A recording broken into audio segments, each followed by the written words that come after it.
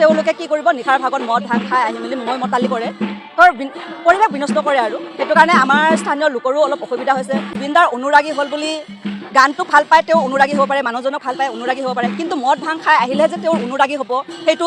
নহয় আৰু যে মানে ৰাতি আহি মই জুবিন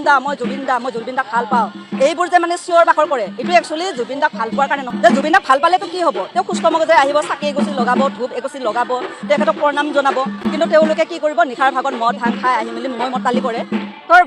পৰিৱেশ বিনষ্ট কৰে আৰু সেইটো কাৰণে আমাৰ স্থানীয় লোকৰো অলপ অসুবিধা হৈছে সদায়তো মানে মানুহে একদম ৰাতিপুৱা 2-3টা বাজি যায় আমিতো ছোৱালী মানুহ তথাপিও সময়খিনি দিছোঁ আমাৰ কৰ্তব্য বুলি ভাবোঁ আমি এইটো কৰ্তব্য আমি স্থানীয় মানুহ হিচাপে যিমানখিনি পাৰিছোঁ কৰিছোঁ ছোৱালী মানুহ হিচাপে ৰাতিপুৱা আহিছোঁ শাৰী পুচি এইবিলাক চাফ চিকুণ কৰিছোঁ পুলিচ প্ৰশাসনকো কিবা এতিয়া চাহ পানী বনাই দিলোঁ কাৰোবাক পানী দিব লাগে নামমতি পাতি আহিছে ৰাতিপুৱাৰ পৰা আমি নাম প্ৰসংগ আমি চলাই আছোঁ তো গতিকে সেয়েহে কৈছোঁ অসমৰ যিসকল জুবিনদাৰ অনুৰাগীসকলে ইয়ালৈ আহিব তেওঁলোকে যাতে সুস্থ মগজেৰে আহক আৰু সুস্থ পৰিৱেশ এটা দিয়ক আমিও ভাল পাম